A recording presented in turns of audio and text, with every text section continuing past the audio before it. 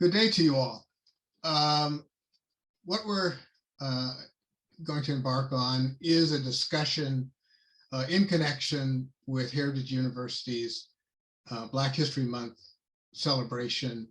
And this event is a panel discussion about critical race theory and discussions about race and history in America.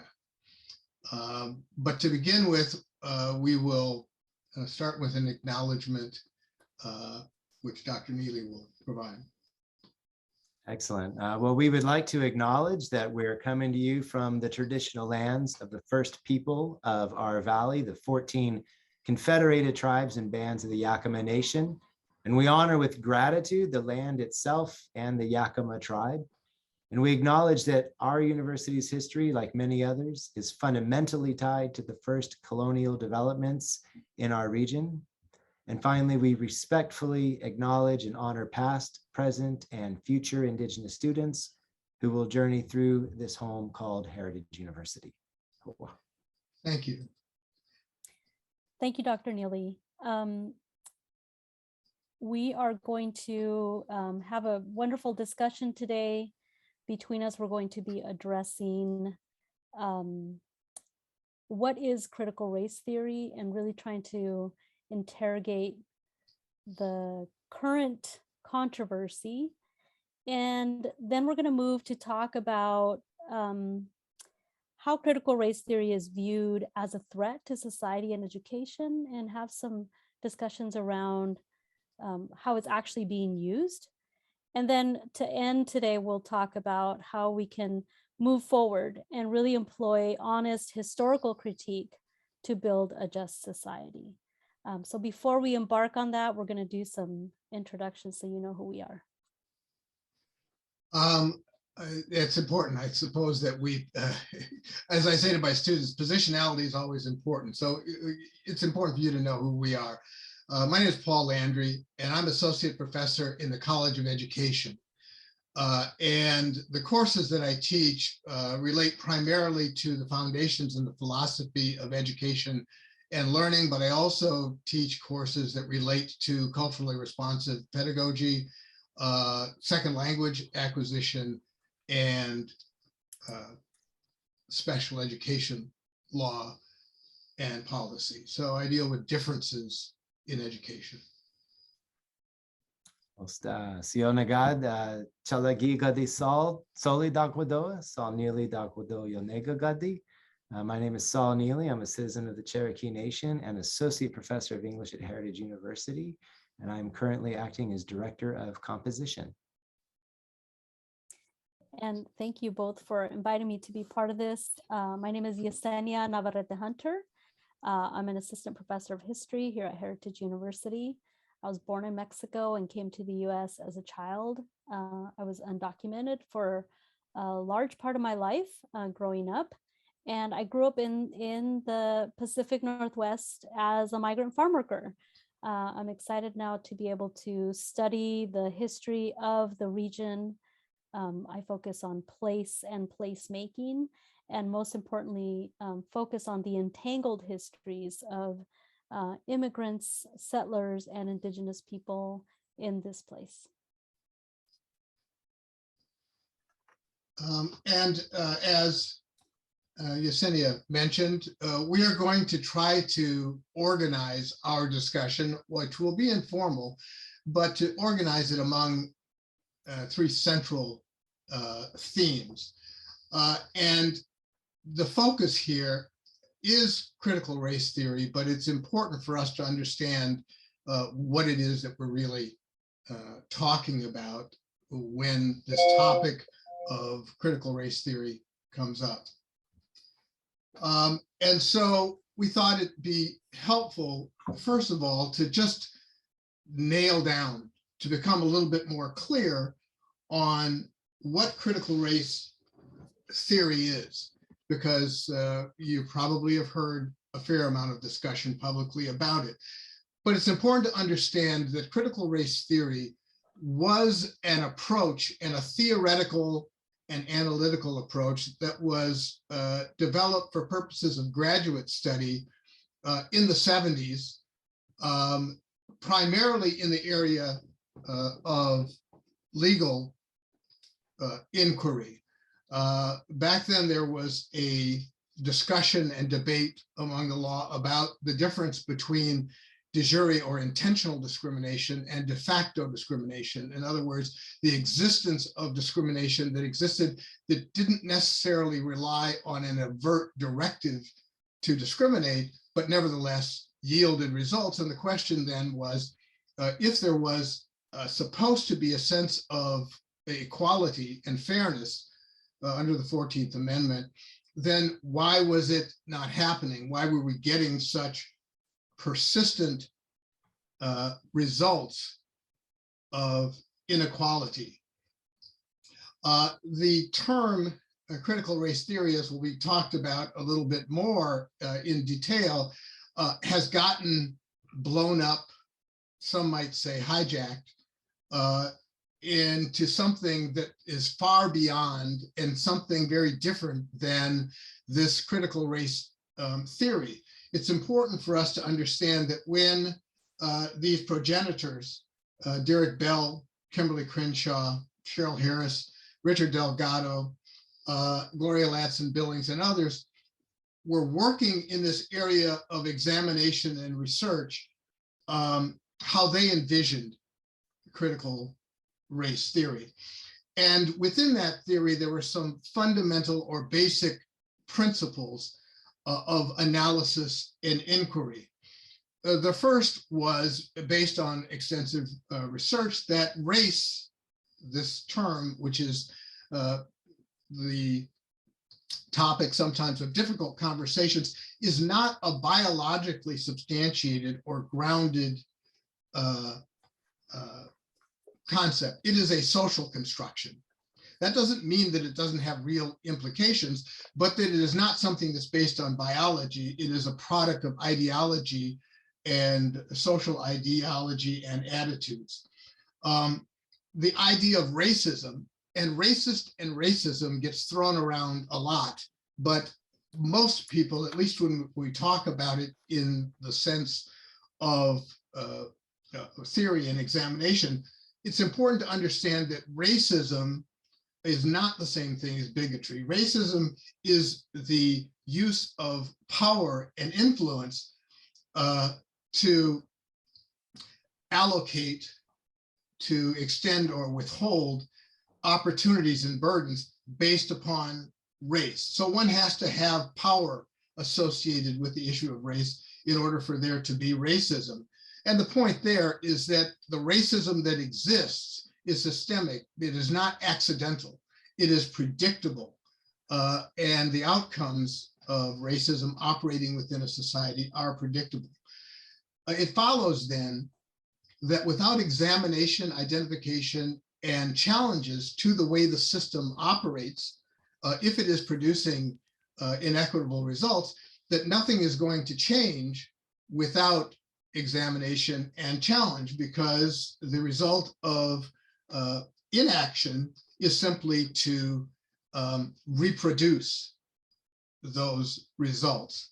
And finally, their theory focused on the notion that this was not just an ivory tower exercise, that critical race theory and theory generally can be tied to and applied to our everyday lives, and that with the use of theory as applied to society and events, that we could begin to interrogate, illuminate, expose certain processes that were at work, and begin to explore the reasons for those outcomes, and potentially, if there are negative outcomes, to change them. Many excuses were given to justify a system that yielded these inequitable results, such as color blindness, I don't see color, or facial neutrality was the legal term, in the sense that, well, we looked at this policy and nothing in it says you're supposed to discriminate on the basis of race.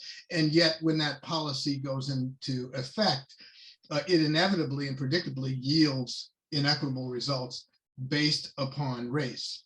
And finally, that racism is not an individualized act of malice, and that what it is the operation of a system of power and policy that yields inequitable results on the basis of race.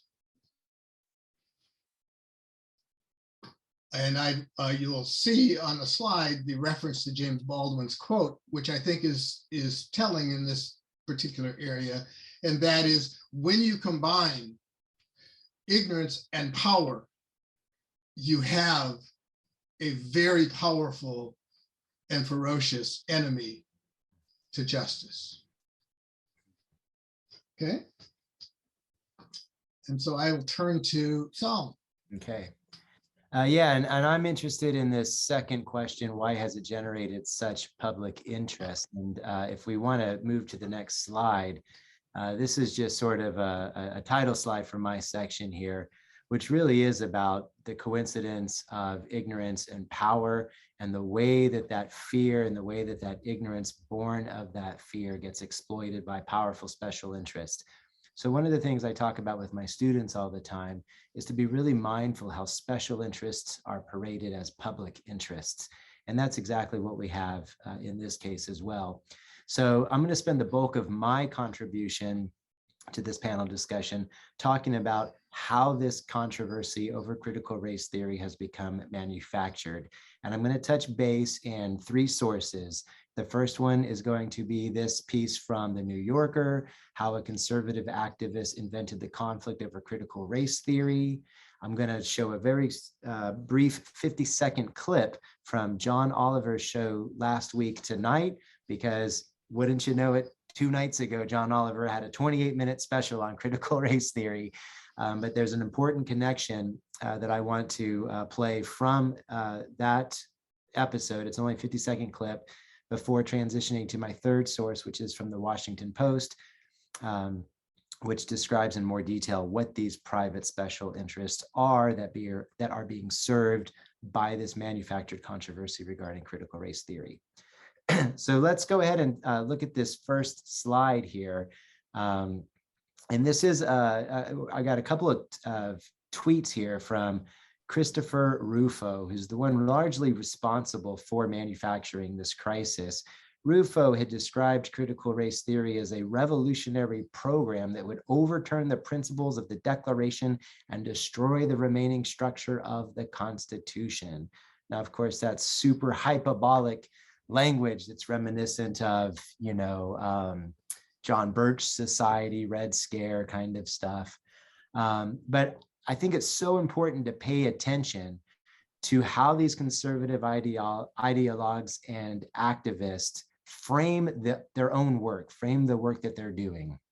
And so in this case, we have 2 tweets from Christopher Ruffo himself. The first says, "We have successfully frozen their brand, critical race theory, into the public conversation and are steadily driving up negative perceptions. We will eventually turn it toxic as we put all of the various cultural insanities under that brand category." And they're succeeding in doing this, right? If we go to the next slide, we can see another tweet where he says from the same day, "The goal is to have the public read something crazy in the newspaper and immediately think critical race theory. We have decodified the term and will recodify it to annex the entire range of cultural constructions that are unpopular with Americans."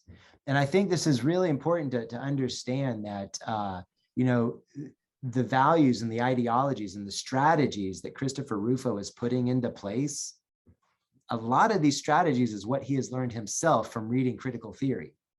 You look at the language of decodify and recodify, and it matches very well with the language of deterritorialization and reterritorialization that comes out of the French continental theory of Deleuze and Guattari and some of these other critical theorists.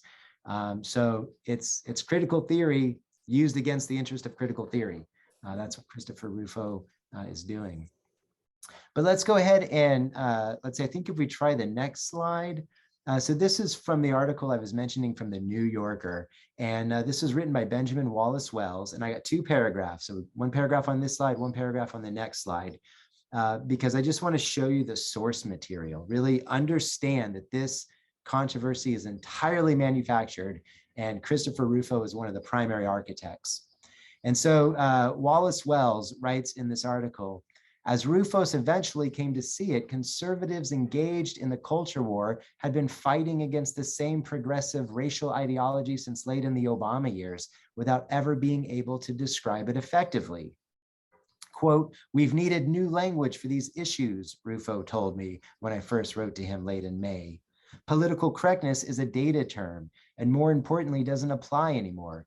It's not that elites are enforcing a set of manners and cultural limits. They're seeking to re-engineer the foundation of human psychology and social institutions through the new politics of race. It's much more invasive than mere correctness, which is mechanism of social control, but not the heart of what's happening. The other frames are wrong too. Cancel culture is a vacuous term and doesn't translate into a political program. Woke is a good epithet, but it's too broad, too terminal, too easily brushed aside. Critical race theory is the perfect villain, Ruffo wrote. All right, this 1 more paragraph. He thought that the phrase was a better description of what conservatives were opposing, but it also seemed like a promising political weapon.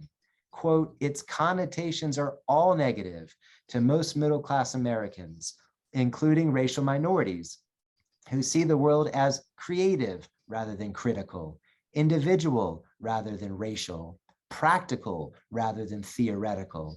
Strung together, the phrase critical race theory connotes hostile, academic, divisive, race-obsessed, poisonous, elitist, anti-American. Most perfect of all, Ruffo continued, critical race theory is not an externally applied pejorative. Instead, it's the label the critical race theorists chose themselves.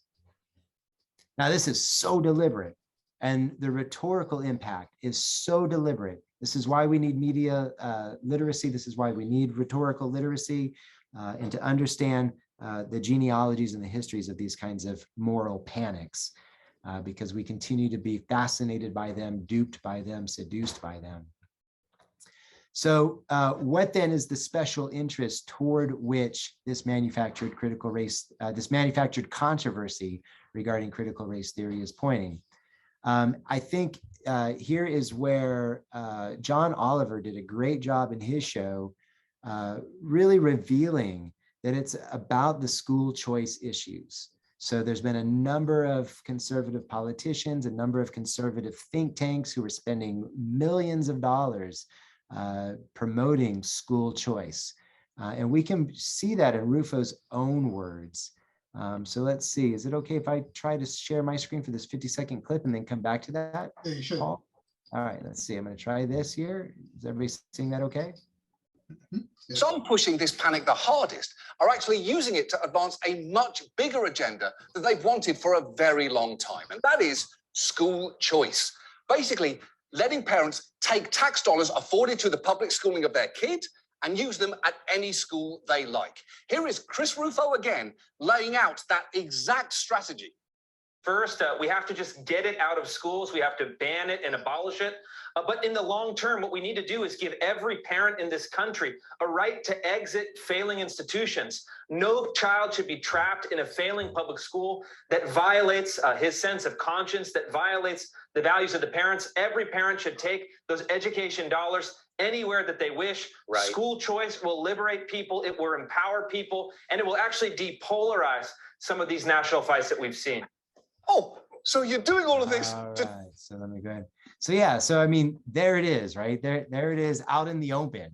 You know, and as we get the PowerPoint back up here, I'll just share another quick anecdote. I remember Glenn Beck one time did an interview in Forbes magazine, and you can imagine Glenn Beck, his audience probably largely doesn't read Forbes magazine. So he's safe saying this in an interview with Forbes magazine. He said, quote, I could give a flying flip about politics. He said, I'm an entertainment person, right? So again, we see this manufactured controversy that is serving the special interests of these, right-leaning elite. So let's look at the next slide then. Thank you so much for doing this, Paul. And this is from the Washington Post, September 27, 2021. And it talks about school choice developed as a way to protect segregation and abolish public schools. So this controversy around critical race theory is actually tied to bigger efforts to abolish public schools and to promote a different kind of educational framework that has been in the works since Brown versus the Board of Education. So here we have, just read a couple of paragraphs from the Washington Post here, and then we'll move on to the next segment of the panel. So it says the year 2021 has proved a landmark for the school choice cause, a movement committed to the idea of providing public money for parents to use to pay for private schooling. Republican control of a majority of state legislators, combined with pandemic learning disruptions, set the stage for multiple victories. 7 states have created new school choice programs, and 11 others have expanded current programs through laws that offer taxpayer-funded vouchers for private schooling and authorize tax credits and educational savings accounts that incentivize parents moving their children out of public schools. On its face, the new legislation may sound like a win for families seeking more school options, but the roots of the school choice movement are more sinister. So we can look to the next one here. White Southerners first fought for freedom of choice in the mid-1950s as a means of defying the US Supreme Court's 1954 Brown versus Board of Education decision, which mandated the desegregation of public schools.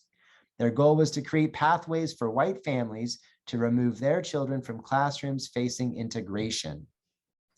It goes on to say school choice had its roots in a crucial detail of the Brown decision. The ruling only applied to public schools. White Southerners viewed this as a loophole for evading desegregated schools. So in 1955 and 1956, conservative white leaders in Virginia devised a region-wide strategy of massive resistance to the High Court's desegregation mandate that hinged on state-funded school vouchers. And here it is, one more. Other Southern states soon adopted voucher programs like the one in Virginia to facilitate the creation of private schools called segregation academies, despite opposition from Black families and civil rights leaders. And so this is exactly what critical race theory is designed to expose, right? And the reason why critical race theory becomes such a convenient boogeyman is because it's another way of engaging in right-wing cancel culture, and to erase the historical foundations on which our inequities lie, and the real agenda that's at work here and has been at work for for a couple of centuries, but at least since 1954. Yeah, and just to add to that, thanks, Saul. There are a couple of things that I think we need to highlight in the context of what you said, and that is, you talked about the sort of the right-wing agenda to use that. It's important to understand how that was operationalized. And that is, this manifesto or statement by Chris Ruffo was taken as a playbook that was distributed to GOP politicians. And all you have to do, listen carefully to TV clips for Marjorie Taylor Greene and that fringe element, Ted Cruz, Mark Meadows, and Glenn Youngkin, who was just elected the governor of Virginia, and his primary campaign promise was that he would abolish critical race theory from instruction in Virginia public schools. And the other thing it's important, and we'll get into this later with respect to education, is that we need to listen carefully, because the language that's been used, it's an old trick. Many of us that are older will remember Newt Gingrich and how he weaponized liberal.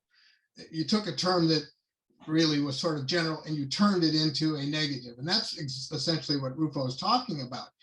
But this idea of taking kids out of school or school choice, we had a provision in No Child Left Behind that said that if schools were truly failing, that parents would have the option to send their kids to public schools. Well, the result is that children of color, the studies showed, were able to actually access that relief in less than 17% of the instances. So it's a failed strategy, and it is misleading, and it's important that we just pay attention to what we are being told. But let's move on to the next topic, which is it's up to Yesenia. Why don't you take that? I'll see if I can get the screen up again. Yeah, thank you for that. I think it's really important for us to understand that framing of how it's being manufactured and weaponized. And then on the flip side, to think about what is critical race theory? How is it being taught or employed in the classrooms?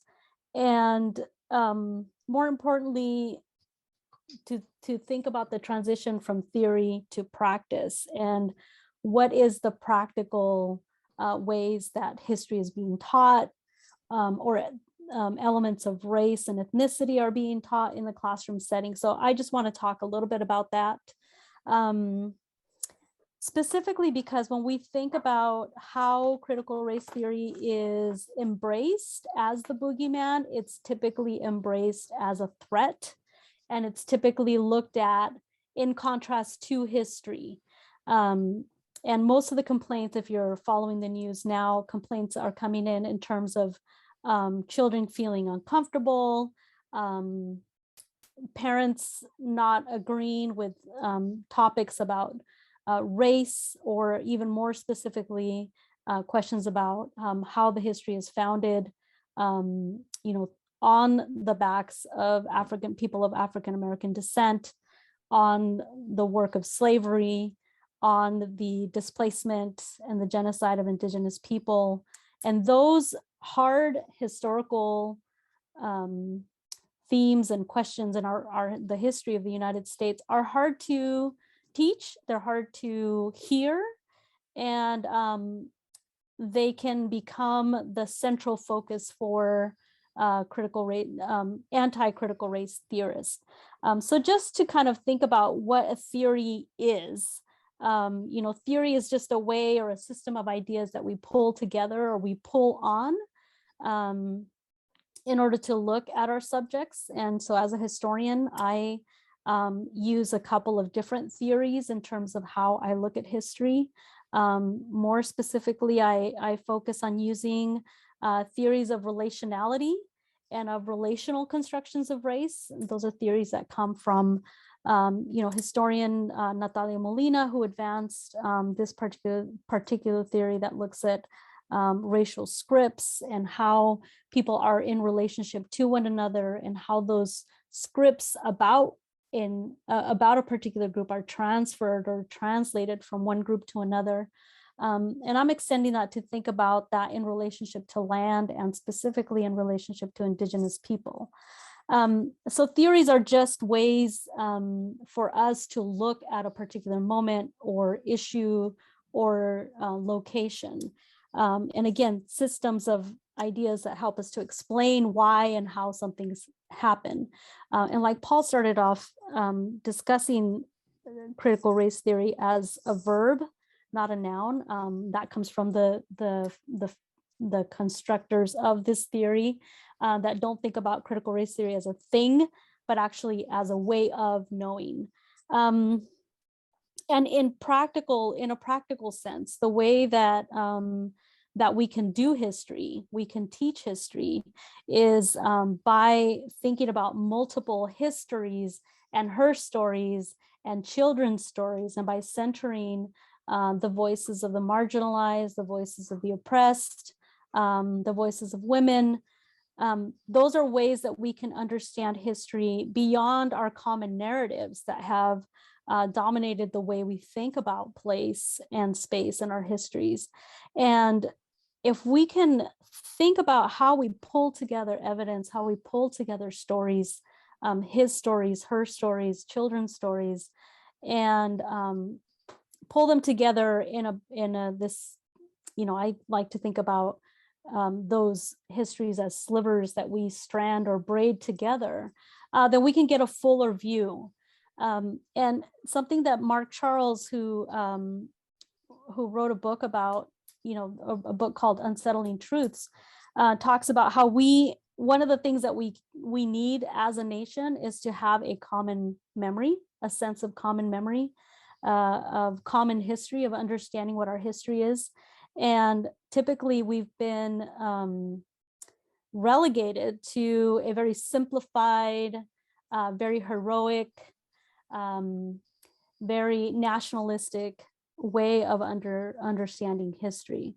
So if we think about how critical race theory is actually useful for us, because in our second, exploring this theme about the usefulness of critical race theory, it's to think about how critique is actually useful as scholars, as students, as a society, looking at our and constructing our common memory of the past.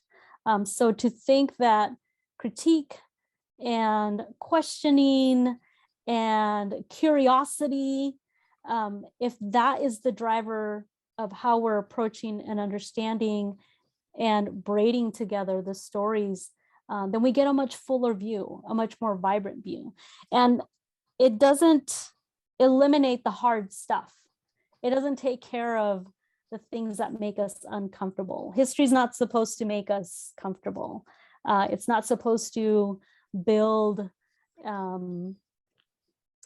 I think sometimes people think that history is supposed to make you more patriotic, more nationalistic, more proud. And there are certainly things that we can attribute pride to, and there's certainly things that we can, look at history through a lens of nostalgia. And I love to collect old books, so I think about this kind of nostalgic thing that I get from being a historian. But that's not why we study history. We study history in order to understand the places where we have been, and to think about how these large rhythms of injustice have been set in motion, and how it is that we can, as a society, interrupt those rhythms and bring change, bring about a just society. I think is the way that I like to think about why I study history and why I teach history. Let's see here. Yeah, thank you, Yesenia. That's really helpful. And it's important to understand, and that's one of the concerns about this relationship to these attacks and education, is to some extent, some of these attacks are not only misdirected or are specifically or strategically directed to undermine the notion of education. And so it's important that we wanted to talk about this idea of it is being portrayed as a threat. And as Kimberly Crenshaw, one of the progenitors of it, had basically said that that's an absurd notion, that the proper application of critical race theory is actually more patriotic because it serves to examine and correct errors to identify so that we can challenge and correct errors in there. But another reason why it's important to understand that this is not a threat, first of all, as I mentioned, critical race theory is a graduate level theoretical topic and discipline. And so unless your fourth grader is taking a master's level course, they are not being addressed what critical race theory really is. What we're really talking about is the debate over whether race and history can and should be discussed or taught in school, whether it is acceptable for children to learn an honest and objective version of what has transpired. And so in that regard, the arguments that critical race theory is indoctrinating or divisive or whatever is simply misdirected and false, even though it's been called un-American. It's important for us to understand that the study of American history in public schools in the United States has been an evolving process. And part of the understanding of critical race theory has to do with this notion, as I interpret it to my students, is if, and this is so that the teachers can teach at an elementary level, when we talk about this notion of we in the context of history, it's important for us to examine who was included in the we in order to understand the historical moment. For example, when we go back to the Declaration of Independence and we talk about we the people, we need to understand that that was referring to white men with property. Mhm. And so the we was a very narrow, and as this notion and definition of we has become expanded, and there was a significant expansion of that acknowledgement in the civil rights movement in the 60s, but prior to that, think about the 1920s when the struggle for women getting the right of suffrage and being brought into that envelope or that sphere of we. So it's always been a tension that's been involved, but the process of education has been expanding and enlightening that discussion so that the slivers that Yesenia referred to, in fact, can be a more comprehensive picture and a more honest and ethical picture. The process has taken us, or so we thought, from the Jim Crow era of Reconstruction after the Civil War towards a time when we now have laws at the federal and state level against discrimination, as opposed to laws that forcibly and violently enforced discrimination. A lot of the push that we're hearing now in terms of the attacks on critical race theory are seeking to push us back on that trajectory of progress. I would also note that some of this is understandable. There are moments in history or elements of history that might be sort of airbrushed or whitewashed because talking about them creates a narrative that made some people uncomfortable. The idea that Thomas Jefferson had children by Sally Hemings, a Black slave, gets overlooked or not discussed because, well, we want to talk about and sort of build up Thomas Jefferson. It doesn't mean that he didn't do the things that he did, but it's also an additional element in that picture. But critical race theory looks at systemic problems as, for example, that a Black child is 6 times more likely to be shot and killed by the police in the United States than his white counterpart. Now, this is a product of mass statistical analysis, so it is an objective reality. It's backed up by individual experience. You know, I myself have been pulled over by a police car with a white policeman approaching my car for a ostensible traffic violation with his hand on his gun. So we have those individual experiences, but that's anecdotal. When we start looking at the larger picture, we begin to see systemic problems and ask the question of how can that persist? And in that sense, these larger systemic problems are not ones that we can overlook, that we can airbrush, that we can whitewash. It's important for us to understand them as another part of the picture that's involved. And this critical race theory movement that Saul talked about is a growing movement. There are now 16 states that have measures in their legislatures that are seeking to prohibit or ban or to punish teachers for talking about critical race theory. But what they really mean is having an honest discussion about race and the racialized history in the United States in order to shut down that discussion. I just had an exchange with a professor at another university that talked about tenure being threatened for professors if they talked about critical race theory. And we're talking about our one major state university institution. So this process that Saul has talked about is what I would consider to be where the real threat to society and education lies, and that the awareness and honest discussion about history will enable us to identify and examine the issues and enable society to make choices to do things better, And to do things differently. Paul, real quick, just to update that, Education Week updated an article that they first published in June of last year. It's now 37 states have introduced bills or taken other steps that would restrict teaching critical race theory. Yeah, and we've seen video clips of violent confrontations at school boards where parents were inflamed by this kind of false narrative. It is something to be taken seriously. And so I'm not saying that there's no threat. It's just important that we identify where the threat really lies.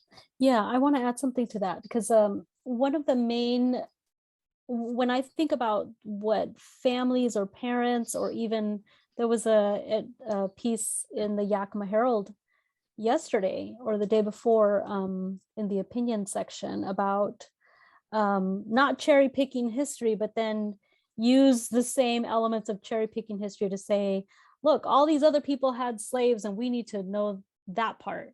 And it's interesting to me that the opponents of critical race theory, the argument, what it's kind of getting reduced to is spread the blame.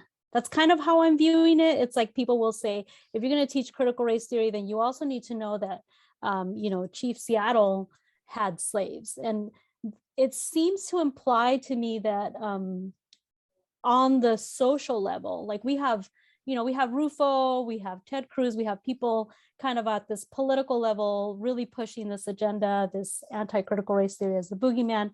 And on the ground, parents and kind of in this social setting, people are trying to make sense of it. And all they can do is translate it as, well, if you're going to teach about slavery and it's going to make me feel bad, then you also need to teach about these other groups, without recognizing that the elements of our own history and how the structures have been set in place really impact our daily life, impact the daily lives of everyday people. The systemic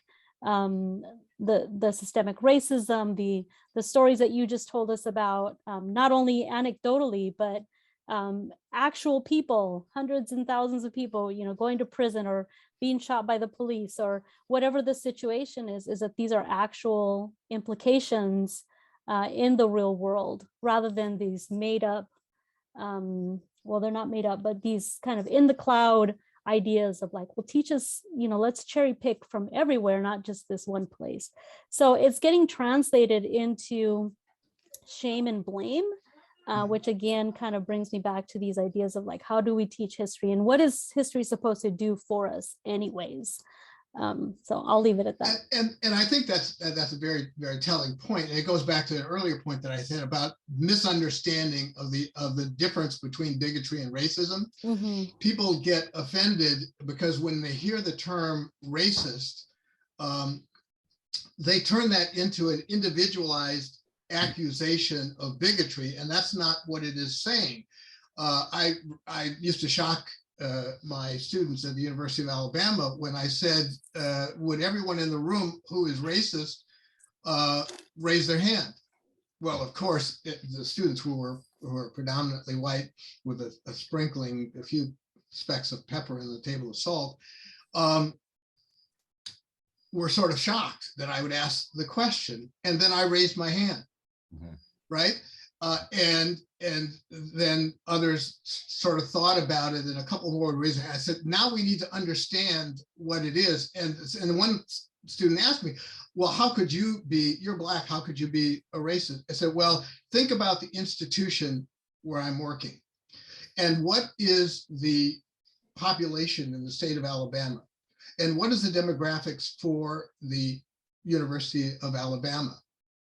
And when you see that disproportionality and the access to an education, you have to understand that there are policies that are going on that are operating on the basis of race to deny access and equality to the population in the state of Alabama. And because I am teaching in this institution, I am enabling that process. And in that regard, systemically, I am supporting that racist inequality. And so it is not about me personally. It is about how the system operates. And when people can, if they can, begin to understand the difference between bigotry and racism, they will get less defensive about it. But Yesenia, you're absolutely right, because it's a trigger that has been made with respect to that.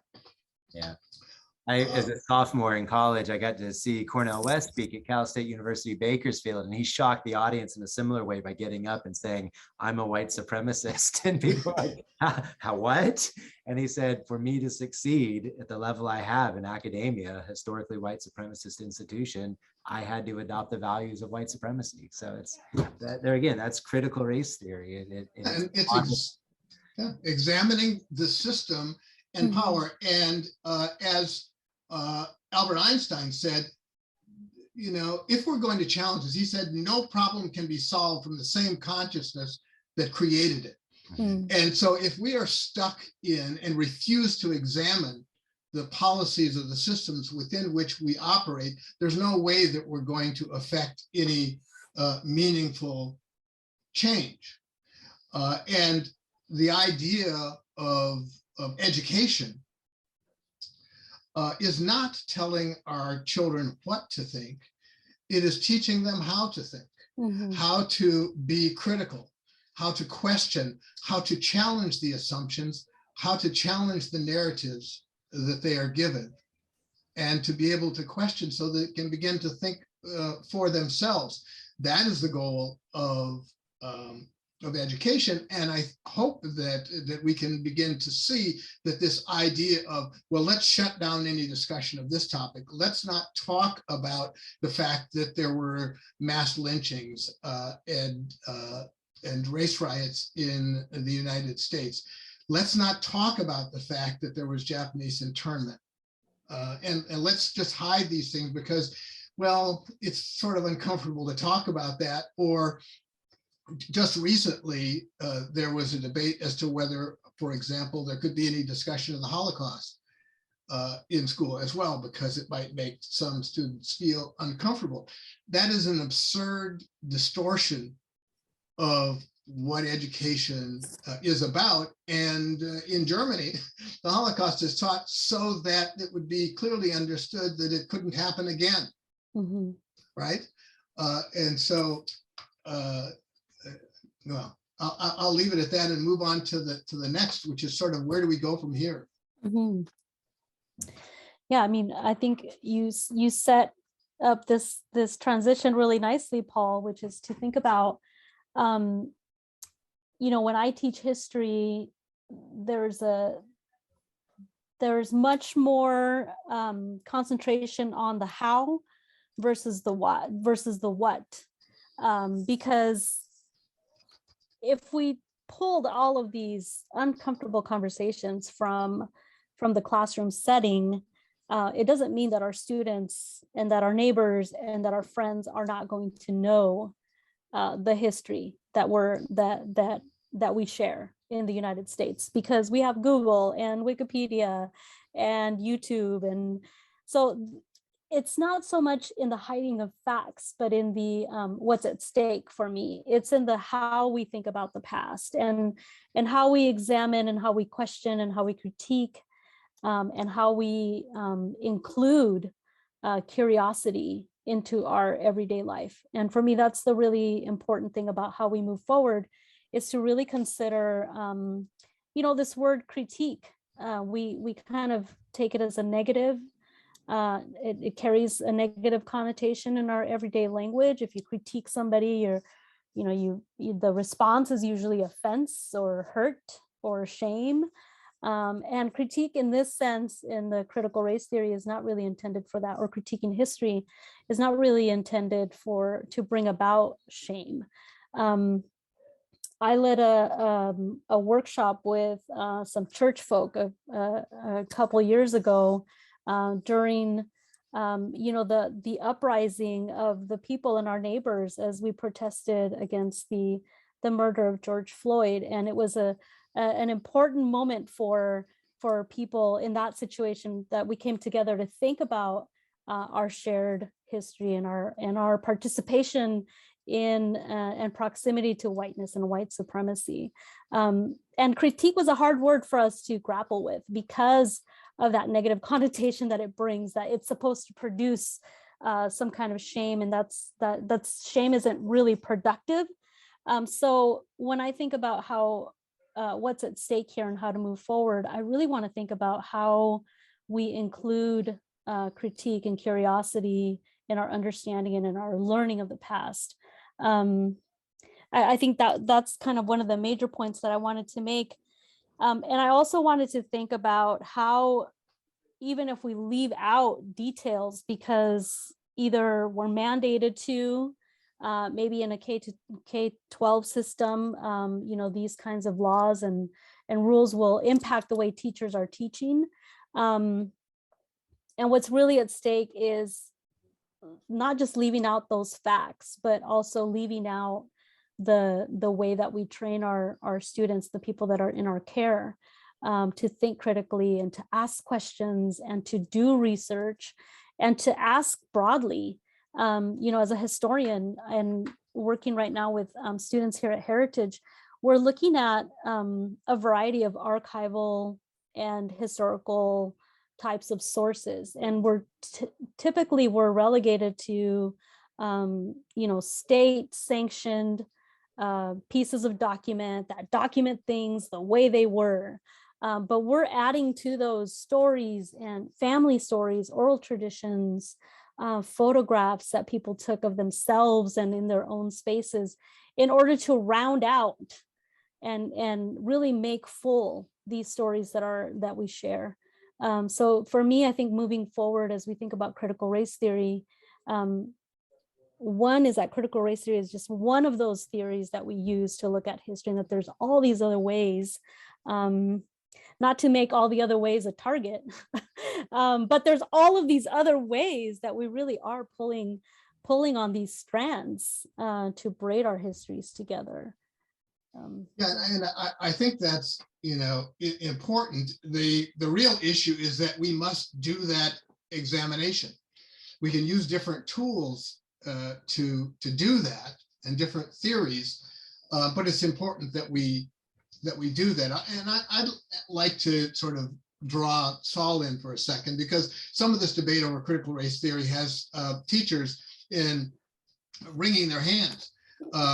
Okay, because we're going to have to take To Kill a Mockingbird, we're going to have to take Tom Sawyer out of the schools because there's a reference to race. And so I'd like to ask you, or to speak to the notion of part of education is the voices that we are allowed to hear and consider as part of the story of literature. And I know the work that you've been done in terms of introducing Indigenous voices into that dialogue. And I'd like your sort of thoughts about that as part of the educative process. Yeah, cool. Well, I'd say two quick things. One, in my own classes, I will talk with students about the how to teach versus what to teach. And there are instances where I bring that up as kind of a trick question. So as director of composition, I get a lot of first-time freshmen in my classrooms, right? So fall semester on a Monday afternoon or Monday morning, I love that time because I'll ask the students, how many of you are stepping into the classroom for the first time as a college student? And most of them raise their hands. And I say, welcome to college. Now, would you rather be taught how to teach or how to think or what to think? And a lot of them immediately say, teach me how to think. Don't you dare teach me what to think. Some of them get that it's kind of a trick question. And I begin to unpack it. And I say, well, if you're taught like the how to think of scientific methodology, for instance, the what is smuggled into the how. What if you come from a biblical background and you're told, thou shalt not kill? That's not really a how, that's a what, And so sometimes the what of thinking is just kind of clear, like don't be a racist, like that's, but that's kind of a funny way of addressing that dilemma. But I'm also a literature teacher, right? So I mean, I'm an associate professor of English, and I teach literary. One of my specialties is literary theory. And so when I teach, for instance, I've taught a couple of classes on Toni Morrison, where all we do is read her work. And students connect with that because she dramatizes this awful violent history, its transgenerational repercussions, and the possibility of repair. You know, if you want to talk about the systematic demasculinization of the Black man in America, have them read Beloved, right? Have them read a novel by Toni Morrison. And so I think that that's so valued. And, you know, Toni Morrison, of course, has made it, right? She's won the Nobel Prize in Literature. But there are all sorts of other voices that need to be brought into the canon. Well, I shouldn't say Toni Morrison she's made it, but she's still, you know, there was still this big, last time I taught Toni Morrison, there was a local outcry in Juneau, Alaska about teaching the bluest eye in high school, right? So my students got together as their final project and they held a community dialogue on why we should be reading The Bluest Eye in high school.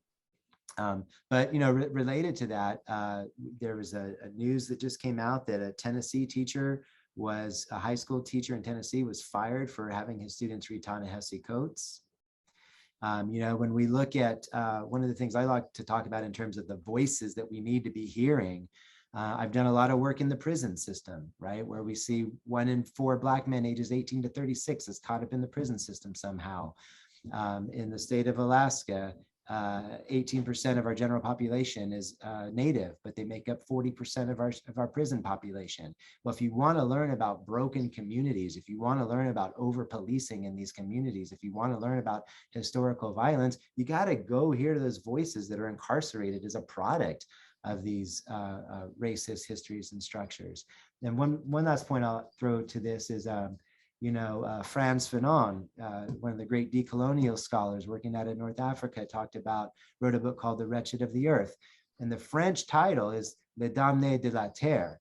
Now, it could be translated as the damned of the earth, but in English, it's the wretched of the earth. But you go to this French word, les damnés, it's etymologically associated with the French word for donner, meaning to give. And so the basic idea here is that from, say, the colonized point of view, from the point of view of the colonizers, the colonized have no gift-giving capacity. They have no gifts to bring to the dominant white supremacist institution.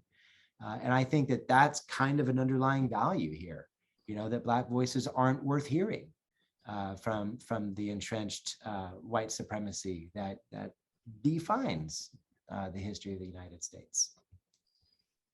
That's a great point, and we're sort of running out of time, but I wanted to sort of share in terms of segue out of that is sort of this notion of, you know, why it's important going forward with respect to the educational process to do the examination and the critique. Frantz Fanon's a great example because one of the critiques that he gave is that this oppression by the colonizers was in fact problematic because it essentially debilitated the colonizer. Yeah. From a moral perspective, and that is they did not learn another way to think or envision humanity other than in the way that it was being carried out. And so within the context, and critical race theory, when applied to education, begins to look at some of these school policies that enact these inequalities, such as school discipline policies that are disproportionate, school funding inequalities. I was, in my lawyer hat, was involved in an equity funding lawsuit in which in Texas, comparing 2 school districts in the state of Texas, one school district had 10 times the level of funding than another district within the state. And you ask the question, how is that reconciled? How can that be fair? And we also look at the demographics, and we find that when we go back to the period of desegregation, we find that many schools today are as segregated as they were at that time. And in an environment where that type of, if we have Brown versus Board of Education and subjecting kids to officially segregated schools is supposed to be illegal, how can we have that result? So we're asked to answer those questions. But most importantly, and I'll sort of conclude with this, and that is the last paragraph here, and that is, as products of the educational system are inculcated with these discursive ideologies that are have race embedded, they are released, matriculated into society, predisposed to form a society and to reify a society that they have been taught to be normative. And so the role of CRT, as well as critical analysis, is to interrogate those assumptions of normality, to question, to challenge, to look at their implications in order to explore the possibility of doing better, being better, and as Kimberly Crenshaw had said, to perhaps become the nation that we tell ourselves we live in. Well stuff. Other closing thoughts? I think you wrapped it up really well, Paul. Thank you so much. Yeah, that was beautiful. Thank you.